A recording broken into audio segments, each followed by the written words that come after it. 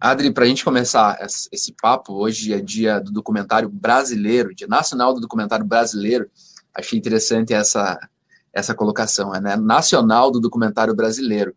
E eu queria que tu fizesse o convite para tu participar com a gente. A gente já se conhece, mas quem colocou a gente em contato foi a Gabi também, né? Para que a gente conversasse. Fala um Aham. pouquinho quem tu é, da onde que você está falando também. Tá, pois é, boa tarde, pessoal. Uma alegria estar aqui com vocês hoje, nessa sexta-feira, né? Uma sexta-feira bem ensolarada. Estou falando de Floripa, Floripa está com sol bonito, mas a gente está nessa situação mundial, né? De se cuidar, de ficar em casa. Eu trabalho em casa, sou documentarista, jornalista de formação, trabalho com comunicação popular, militante de movimentos sociais, ligados à Via Campesina, nascida em Quilombo, no oeste de Santa Catarina, um pouco para lá de Joaçaba e de Erval ainda, um pouco para lá de Chapecó ainda, indo para lá, como se diz daqui, né? Westão, Mais mais longe, Westão. mas é bem no ostão mesmo. E moro em Floripa, mas tenho um pé aqui, um pé lá, né? A minha família inteira mora lá em Quilombo ainda, está na agricultura, meus pais são do campo, camponeses, agricultores, e sempre fiquei nesse vou para lá, vou para cá, e não posso dizer que sou de lá, mas também que sou daqui. Eu acho que sou um pouquinho de cada lugar, porque já estou aqui há 30 anos também, né? É 30 bastante anos. tempo. Uhum. Só que, ao mesmo tempo, não sei, eu não gosto muito de dizer eu sou de algum lugar. Eu viajo muito, eu gosto de ser de muitos lugares ao mesmo tempo. Mas sim, a minha raiz é oestina. Não tenha dúvida. Como a gente brinca lá em Quilombo, a gente tira uma pessoa de lá, mas não tira ao lado uma pessoa, né? Então a gente segue, segue oestina. E vim de lá muito jovem, com 17 anos, para fazer jornalismo aqui, e fiquei nesse vai e volta. A gente vai falar um pouco sobre isso também durante a nossa entrevista, Uhum. sobre essa questão, né, também do que, não quero que tu responda agora, mas do que fica, o que a Adri carrega, né, dentro de Quilombo ainda na vida, né, porque quando a gente tem uma formação muito jovem, a formação da nossa juventude, ela é muito presente, né, no Uhum. restante da nossa vida. E às vezes muito mais presente do que a gente aprende mais velho, né? Muitas vezes essas lembranças. E quando a gente começa a ter passado, esse passado tá lá, né? Na cidade que a gente nasceu, nos afetos, né? Que a gente Uhum. teve nesses locais. Beleza? Vamos entrar no ar agora, Adri? Agora na rádio. Isso, tá me ouvindo bem? Tô. Então tá. Agora 4 horas 20 minutos, 24 graus a temperatura aqui no Campus 1 da UNOESC. Hoje é dia 7 de julho de 2020. Hoje é Dia Nacional do Documentário Brasileiro. E eu convidei para conversar comigo sobre esse assunto, sobre cinema, sobre filmes, a Adriane Canã, minha amiga, uma pessoa que eu admiro muito. A Adri é realizadora de cinema, artista, documentarista, militante de trabalhos sociais incríveis, nascida em Quilombo, aqui no oeste de Santa Catarina, e residente há mais de 30 anos em Florianópolis, né? Uma das pessoas mais importantes nessa luta diária que é fazer arte aqui em Santa Catarina.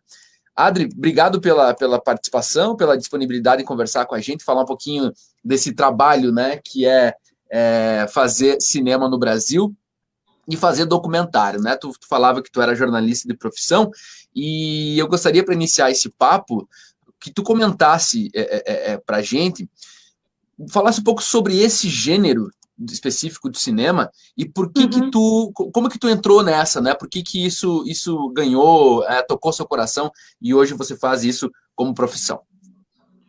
E aí, Zé, pessoal que está ouvindo, beijos grandes, um abraço apertado aí à distância, né? Não dá para a gente se abraçar ultimamente, mas o calor humano e a energia continua grande. Sim, eu sou a Estina. Eu estava dizendo um pouco antes para ti que eu sou de mais para lá de Joaçaba, mais para lá de Chapecó, de Quilombo, uma pequenininha e querida cidade. Meus pais ainda moram lá, moram na roça, e eu nasci lá, nesse lugar. Meu pai é agricultor, minha mãe professora de escola rural. E eu sempre, toda a vida, gostei de contar histórias, né? Sempre.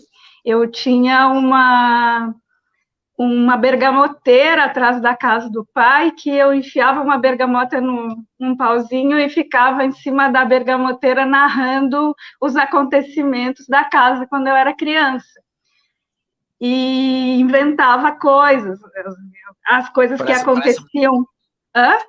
Parece uma cena do Fellini, né? Então, mas é isso, é que, bom, eu vou fazer 48, então vocês imaginem que eu fui criança nos anos 70, início dos 80, né, gente? E querer narrar histórias nesse momento era a TV preto e branco, que a gente tinha como referência, e a rádio, né? A rádio muito forte na nossa vida e muito livro. A mãe sempre me deu muito livrinho, a mãe era professora, então sempre me incentivou muito. E eu amava, né? Amava contar histórias. Só que não existia internet, não existia cinema.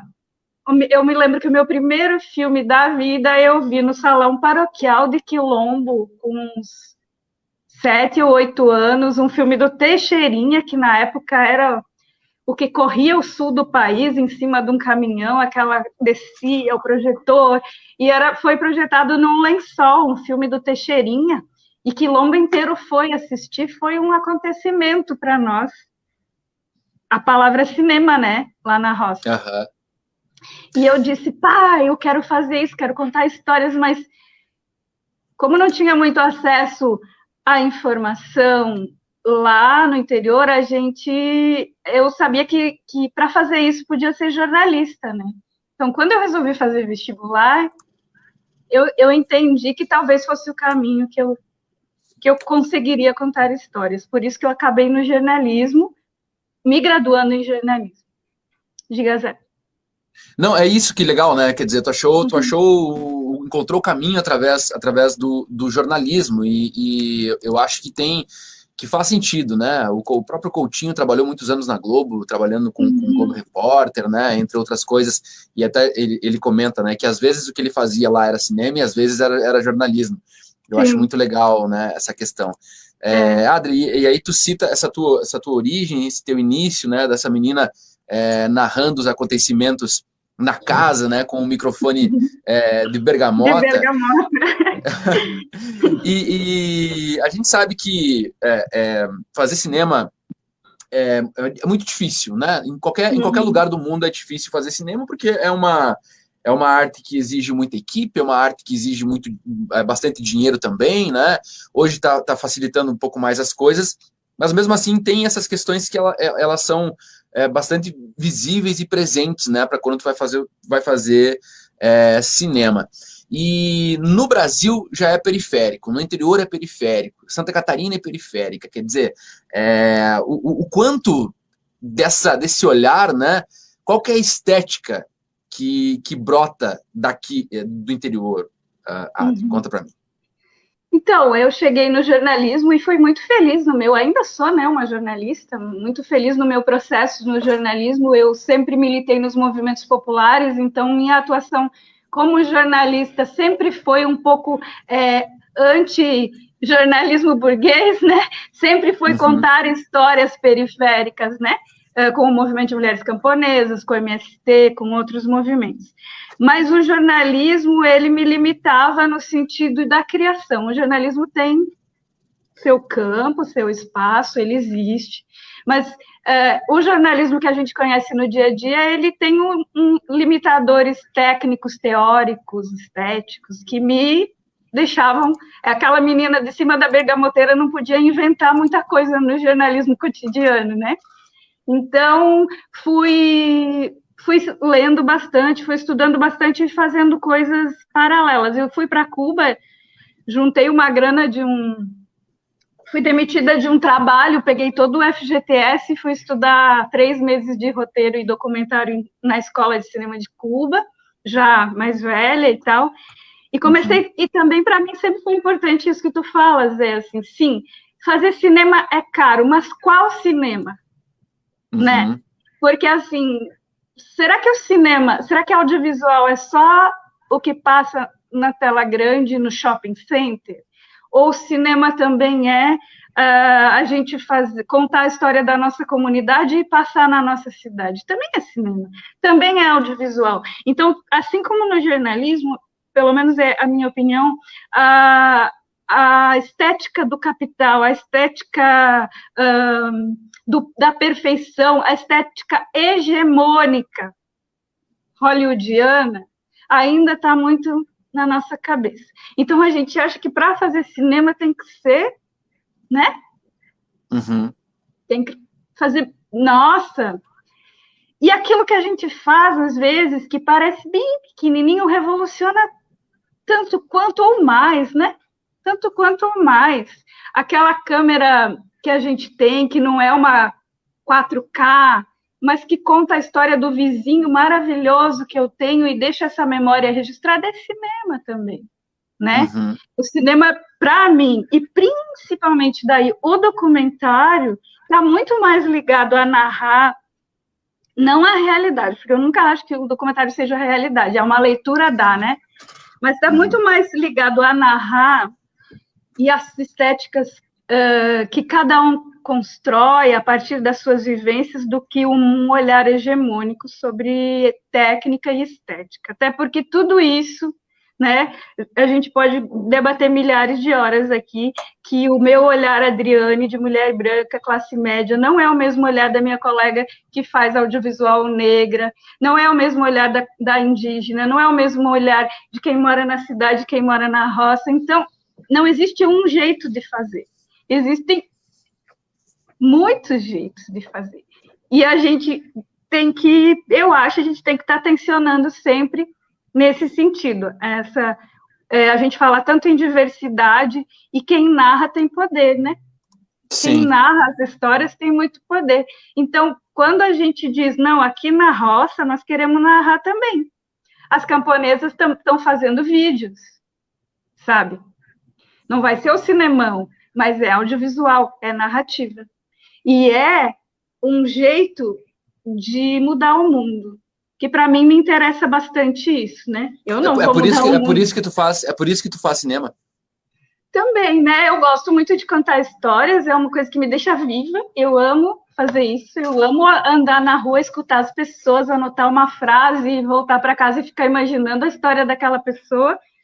E acho que todas as pessoas do mundo têm sempre boas histórias para contar, né? E sempre disseram que, enfim, tem uma estética que conta que alguns têm história e outros não é verdade, eu acho. Mas eu não só por isso, mas sim, se eu vou fazer pelo menos alguma coisa, eu pretendo transformar. Não quero fazer audiovisual, cinema para manter as coisas como estão, né? Só para manter o status quo, daí já não é eu, né? Não estou falando do resto do mundo, mas para mim é importante que a gente tente, com a nossa existência, mudar alguma coisa, assim, né? Minimamente. Vamos falar do teu trabalho, especificamente, então, agora, que dos trabalhos que você já fez, né? Eu sei que você já fez participou de diversas formas, né? De vários filmes também. E enquanto diretora, realizadora, a gente vai falar deles também depois. Mas eu quero que tu me fale dos quais você trabalhou enquanto produtora, quais as funções também que tu realizou neles e se todos os que você trabalhou, o que levou você a trabalhar com essas pessoas?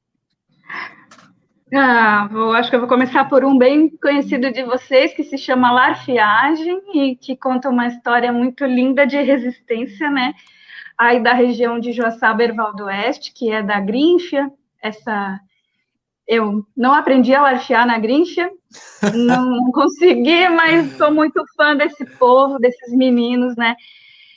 A importância de um audiovisual local, né? De um audiovisual feito por gente que vive aquela emoção, que vive aquela história, assim, que a Gabriela Brizola me convidou, a Gabi, que é daí, me convidou para ser assistente de direção dela no Larfiagem. A gente passou vários dias por aí, saudades, beijo para todo mundo, e foi uma experiência linda.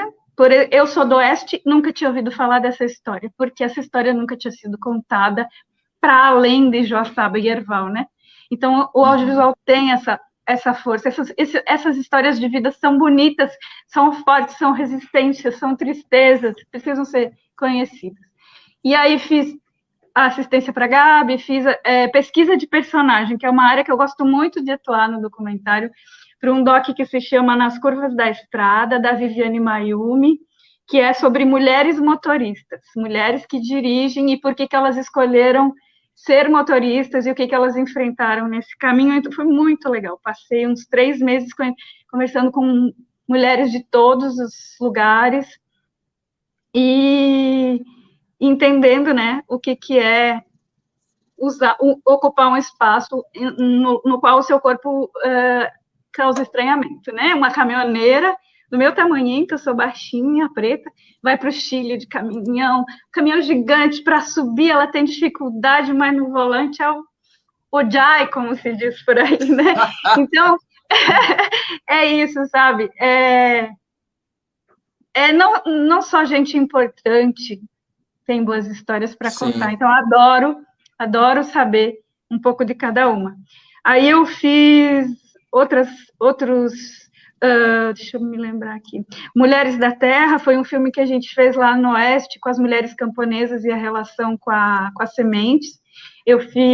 Era um projeto meu, ligado ao Movimento de Mulheres Camponesas, que a Márcia Paraíso dirigiu, eu fiz assistência e roteiro com ela, que é um filme bem bonito, tá no YouTube, se alguém quiser procurar para ver, eu recomendo, porque é uma história muito linda de mulheres como nós do Oeste, assim, de mulheres. A gente vai fazer uma lista depois e vai deixar aqui na descrição dos filmes que tu citou. Tá, Mulheres da Roça, né? E eu me lembro que quando esse doc passou, ele passou na RBS, na época, que naquele programa que a RBS tinha, Santa Catarina em Cena, lembra? Meio-dia. E eram para produções independentes e tal, e eu tenho uma amiga aqui da cidade, urbana, nunca foi para o Oeste, embora eu tenha convidado um monte, nunca deu tempo dela ir comigo para lá, por várias questões, e eu liguei e disse, assiste, que vai ter a nossa mulherada lá do Oeste, hoje falando. E ela me ligou chorando depois, ela me disse, Adri, eu nunca pensei que as mulheres agricultoras falassem tão bem, porque a imagem que a gente tem é do atraso, né? A imagem da roça é a imagem do atraso, de gente que não pensa, que está ali só para baixar a cabeça. Ou é essa, ou é a imagem cômica, né? Estereotipada. E por isso essa produção, né, mostrar a nossa gente é bem importante. E o documentário tem esse papel, para mim, bem importante, assim, de chegar e desfazer preconceitos, né? E aí tu chega... Aí... Depois eu te conto, eu me lembro mais, assim, mas por hora... E aí tu chega para fazer um filme teu, né? Que é um filme que... Aliás, um filme que tu faz a direção, né? Que foi... Eu tenho aqui As Rendas de Dinho, que eu assisti, e também o Arpilheiras, né? Atingidas por Barragens, Bordando a Resistência. Esses 2 filmes, A Rendas de Dinho e Arpilheiras. Eu queria que tu comentasse, como eu não assisti o Arpilheiras, eu não sei de fato do que se trata, né? Mas aqui diz, Bordando a Resistência. Ou seja, já tem uma ligação aí com as rendas do Dinho. Tem mesmo isso, essa temática... Por que essa temática, Adri? É muito curioso isso, né? Tu tá com a tua rendinha aí para mostrar para nós? Já mostrou? Não cheguei a ver. Aqui, ó. E conta para nós sobre esse afeto, né? Em relação ao bordado, às rendas, né? Em relação aos 2 filmes. Essa renda aqui, povo, é uma renda de bilro aqui de Florianópolis. Estão vendo? A gente tá no Facebook, tá? A galera tá olhando. Quem quiser, quem tá no rádio, quem tá no carro ouvindo. Do público, o povo do rádio, para conhecer a renda de bilro, é bem tradicional da cultura açoriana, né? Aqui em Floripa. E é uma renda feita em cima de uma almofada com uns pequenos pauzinhos que são os bilros, né? Que vai trançando, assim. É um trabalho bem complexo, bem bonito. Eu vou começar pelo Arpilheiras. O Arpilheiras, ele é um filme, é um longa, ele tem 1h 2020, e a gente viajou o Brasil inteiro ouvindo mulheres atingidas por barragens, camponesas e das cidades grandes também, cujas vidas foram profundamente alteradas pela chegada de um grande empreendimento de produção de eletricidade, de energia elétrica. E, nesse momento, esse filme ele é feito com um movimento de atingidos por barragens, o MAB, e ele nasce de dentro para fora. Todas as personagens foram escolhidas nas regiões pelo movimento. Um pouco diferente do que a gente está acostumado como equipe de cinema, né? A gente mapeia personagens e convida e faz o filme. Nesse caso, foi um exercício de produzir um documentário coletivo. Então, eu estou na direção coletiva, no roteiro coletivo, na produção coletiva, embora tenha sido eu e outros 3 companheiros que viajamos o Brasil inteiro. Esse filme, desculpa, estou com o meu celular aqui. Esse filme foi produzido com a ideia de que comunicação é luta de classes. E que a classe trabalhadora sabe narrar e comunicar também, sabe produzir filme, sabe construir. Então, ele serviu de exercício também para dentro do movimento, né? Como um documentário vivo dentro do movimento. E ele trata da arpilheira. A arpilheira, eu não tenho nenhuma aqui, mas ela é um bordado que as mulheres chilenas usavam para denunciar a ditadura militar. Elas tinham os maridos mortos pela ditadura, não desaparecidos, e elas pegavam as roupas dos próprios maridos, que nunca mais voltaram para casa, e faziam bordados em cima de um saco de estopa. Bordavam cenas da ditadura militar com a roupa dos maridos desaparecidos. Esses bordados viraram documentos históricos e, inclusive, foram incluídos na denúncia contra Pinochet. Uhum. E é uma coisa feita por mulheres, é uma coisa de dentro de casa que se torna público e se torna denúncia. O Movimento dos Atingidos por Barragens, o MAB, traz essa técnica, convida companheiras chilenas para ensinarem essa técnica para as mulheres atingidas.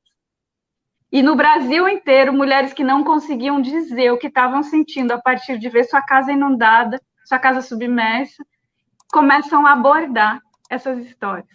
E a gente decide, no coletivão, fazer um documentário sobre isso. Em princípio, é legal de contar, porque, em princípio, esse documentário era para documentar as oficinas. E, de repente, a gente percebeu que não era sobre as oficinas, nem sobre a arpilheira em si, mas era sobre a transformação dessas mulheres, né? E a gente tentou fazer com que o filme fosse uma arpilheira. A gente dizia que a nossa fosse um bordado, que a nossa câmera era uma agulha, né? E a gente viajou o Brasil inteiro, fomos para 5 regiões. Eu vou mandar depois o link para vocês assistirem. Com uma bolsa de estopa limpa. Começamos pelo sul e acabamos lá em Altamira, no Pará, em Belo Monte. E as mulheres foram bordando essa estopa e a gente foi filmando. E aí, no final, virou uma grande arpilheira do Brasil inteiro. E virou o filme. E elas, enfim, participaram muito ativamente desse processo. Esse é o Arpilheiras. Tá no YouTube, né? Eu já dei uma conferida aqui. Tem a ver com mãos, tem a ver com o lugar de fala, né? Do que sempre se considerou coisa de mulher, pequena, dentro de casa, né? Como se a costura... Eu me lembro que a minha avó nunca comprou roupa fora de casa. E a minha mãe começou muito depois, porque nós não tínhamos dinheiro. Então, a costura, o bordado que a mulher faz em casa tem um impacto social incrível, porque a família não precisa gastar para comprar roupa. Entende? O que é feito em casa tem impacto político, econômico e social, mas é coisa de mulher, né? Entende isso? E daí, quando isso vira público, o documentário ajuda, né, a fazer esse debate.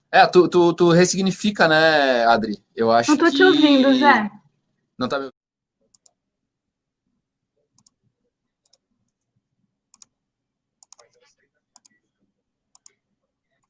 Estamos de volta. Agora, 4h44, voltamos com a Adriane Canã no Dia Nacional do Documentário Brasileiro. Tinha dado um probleminha técnico aí na questão do microfone, mas nada do que já não tenha sido resolvido. A primeira parte da entrevista já está lá no YouTube, e agora a gente volta aqui para falar sobre as rendas de Dinho. A gente falou sobre o Arpilheiras. Daqui a pouco a Adri vai me mandar no WhatsApp, né, Adri, toda a lista aí dos filmes que tu falou, e também com os links dos que estão disponíveis, né, para a gente estar assistindo e conhecendo esses trabalhos. E aí tu contou da história do Arpilheiras e estava indo falar um pouco sobre essa ressignificação, né, da questão do bordado, e falar do Dinho, que é um filme que eu vi, que é um filme lindo, que muito, muito curioso para conhecer também esse personagem. Comenta um pouco sobre o Dinho, por favor. O Dinho, ele é um homem rendeiro, né? Que, de novo, a gente... A partir disso, né, que era coisa de mulher, e daí era menor, né, não poderia ser feita por homens, né? Tem Sim. todo um debate sobre isso, assim.